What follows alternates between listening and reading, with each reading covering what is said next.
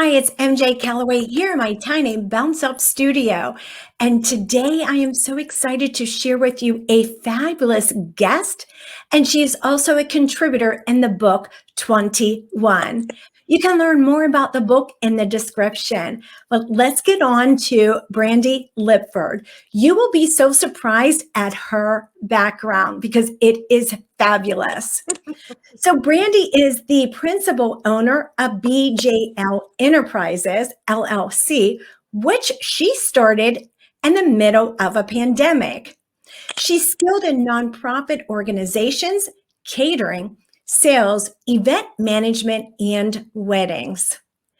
She's an experienced director of special events with a demonstrated 20-year history of working in the entertainment industry with Grammy-winning talent such as The Whispers, Jill Scott, Soul Train winner Boney James, and Kirk Franklin, to name a few.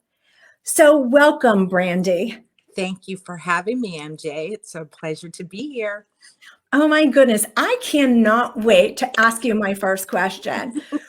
So, whenever I read your intro, as soon as I heard the whispers, the first song that came to mind was Rock Steady. Okay, I am dating myself here, but it was so much fun. And then I'm thinking about, because I can remember, that those vocalists and how they would do this to the They would all music. be in sync, all of them on stage, and how they step. They are so eloquent. They were an absolute pleasure to work with. I've worked with them on several occasions here in Pittsburgh and twice in LA where they live.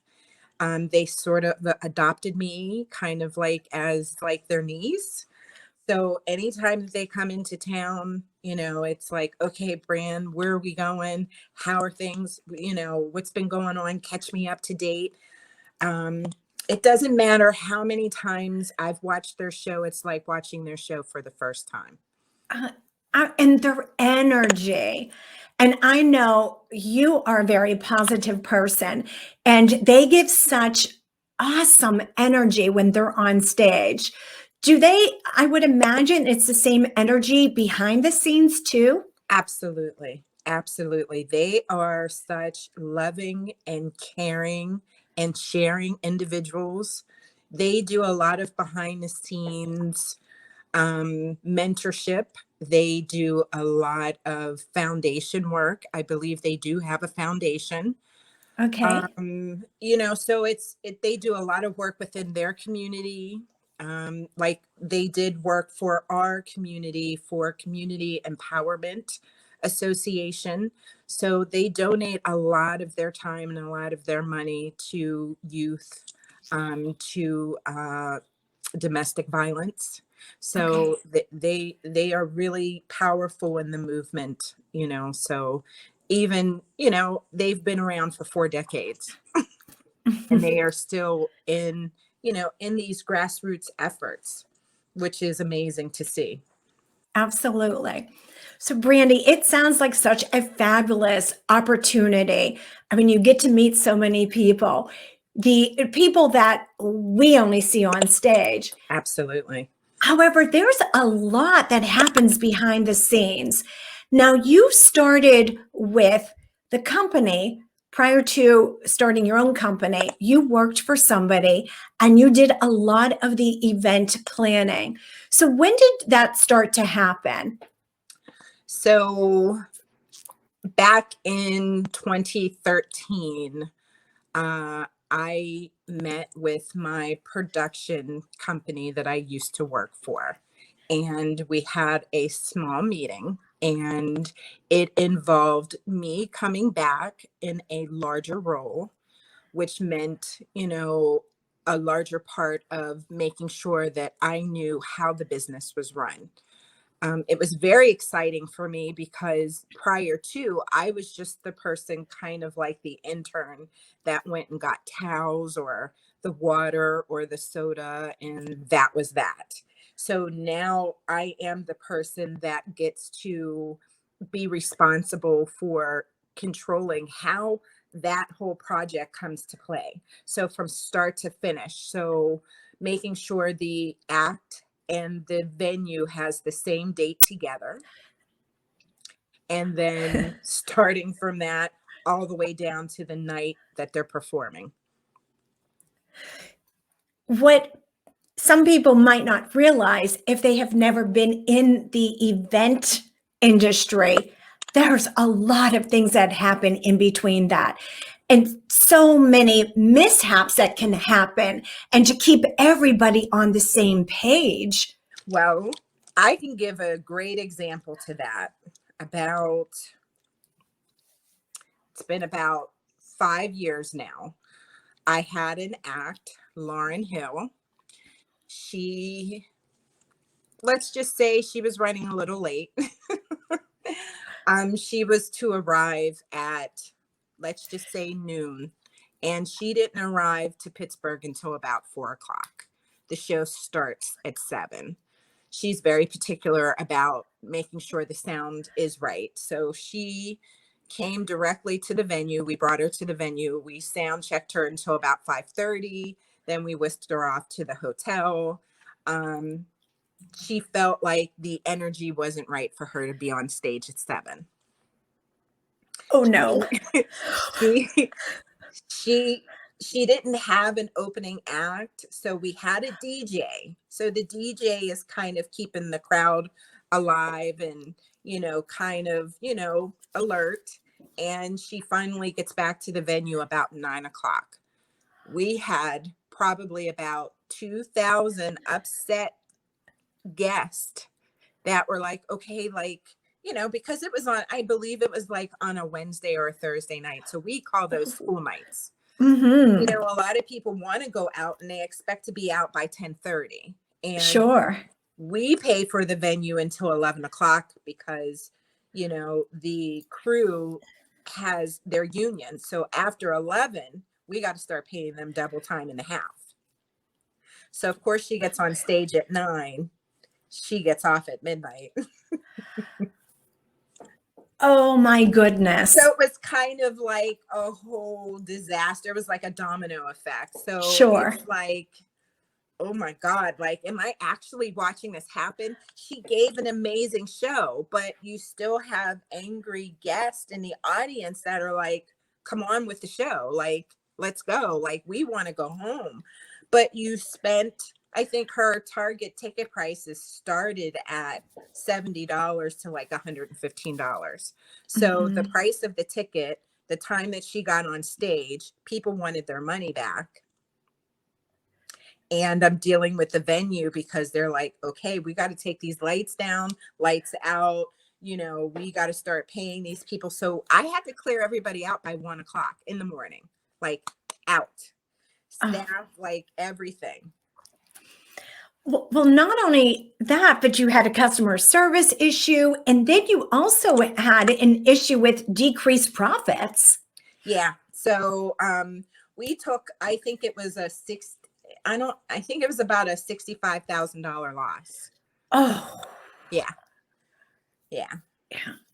So with that position, that actually opened you up. So with all that experience and with all that knowledge and wisdom, for you to start your own business, to take it to the next level. And you did this during a pandemic. I sure did. That's another segue to you asking me earlier, that 2020 gave me a time to reflect as to, okay, for the next 10 years, what are you going to do? Because granted, a pandemic has happened, but that's not going to stop you. Right. That doesn't stop your plans. What are you going to do? How are you going to execute it? And just because this is happening around you doesn't mean that you can't do what you need to do. So it's like there was no excuse. And I kind of felt like in my spirit, I would wake up.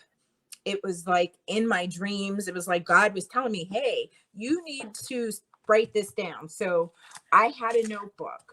And I had it by my bed, and it was like, this is what you're going to do. And It was like the exact date. And it was like, this is what you're going to do on this date. And this is what you're going to do on this date. And, October 6th to the date, that's when I did all of my research. I got my paperwork back from the state on November 9th. So it was like, that was official. So I had my EIN number. I was registered. So in my chapter of the book, not too many women or not too many people know how to set up their own LLC. Right. So I went through all the steps on how that you can do that, because sometimes people think it's such a great challenge or you need an attorney. You just need a few dollars. Yes. And you need to do research as to what your state is required. And actually, it was probably easier because the state has a COVID rule. You just send in your payment and they send you back your paperwork because they don't want any in-person interaction. Mm-hmm. So with that, as I want to play a little bit more upon the pandemic and also the industry that you chose to be in. So here we are in a pandemic, you go into business and you go into business in the entertainment business that has been hit hard. What was your thought? So I feel as though in the later part of 2021, I believe we're going to have a bounce back.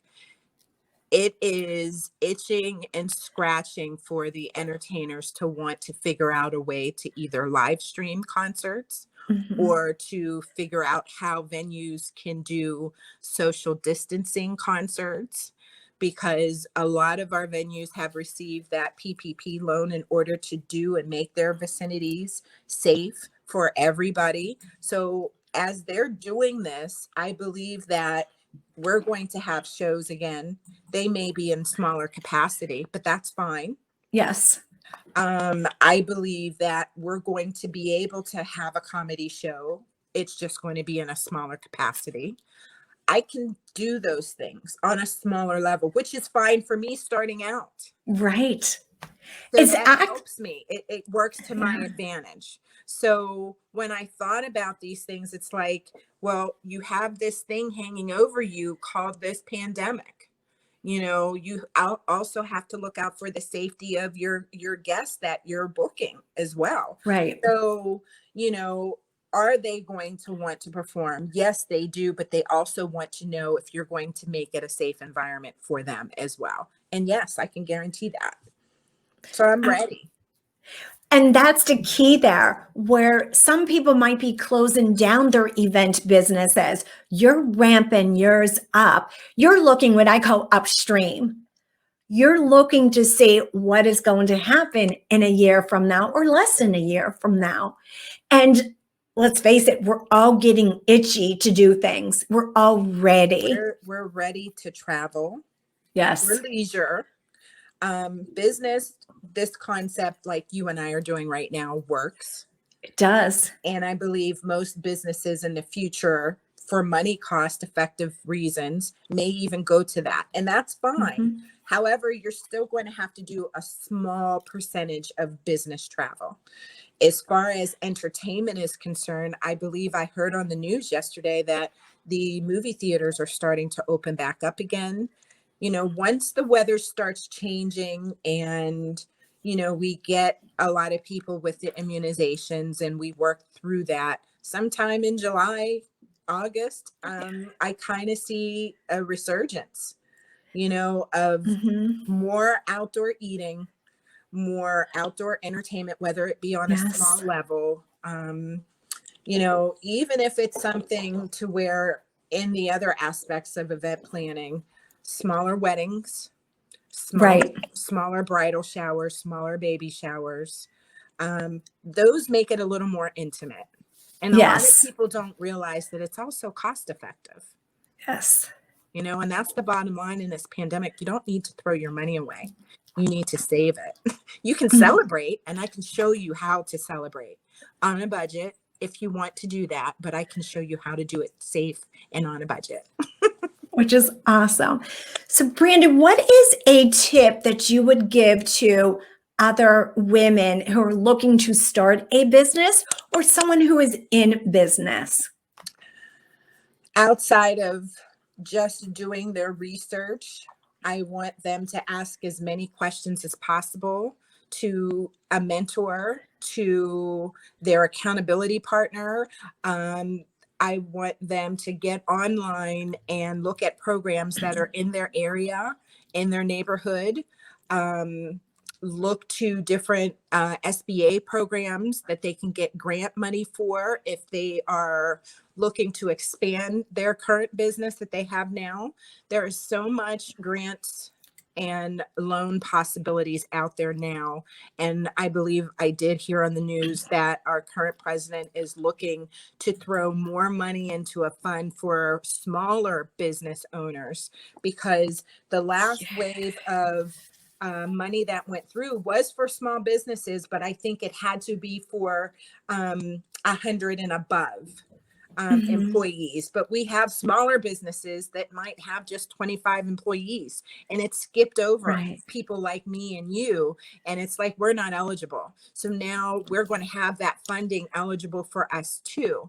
So whether it's $5,000 and maybe FedEx, gives you $1,000 of that. There are programs and grants like that out there now. I just am saying do as much research as possible. Get on YouTube. There are so many small business platforms that will tell you how to get access to grant money, to small business loans, PPP loans. Get online, do as much research as possible. Just absorb everything. You might miss something, and that's fine. But also too, we're all going to make mistakes. Sure. And it's okay if we make mistakes, because that's how we learn.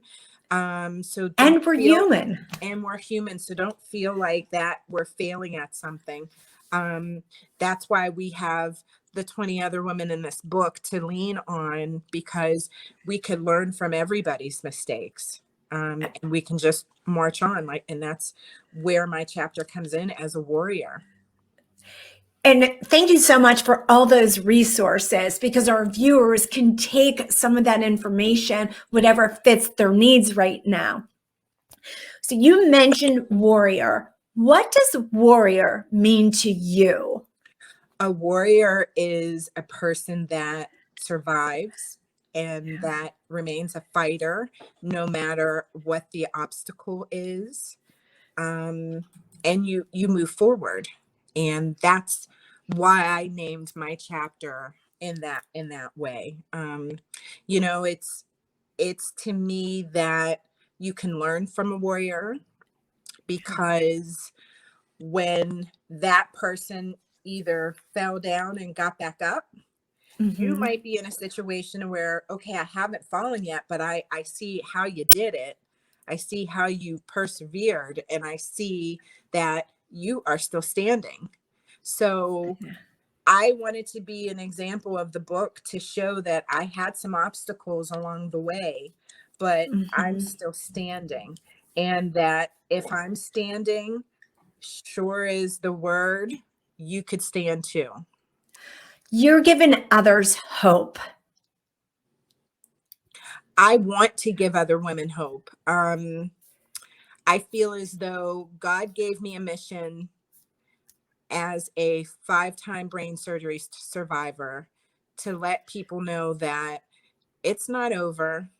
And I was given a purpose, and that purpose is for me to live out whatever it is that I was given to do. So that is to basically continue to testify to other people that you're strong.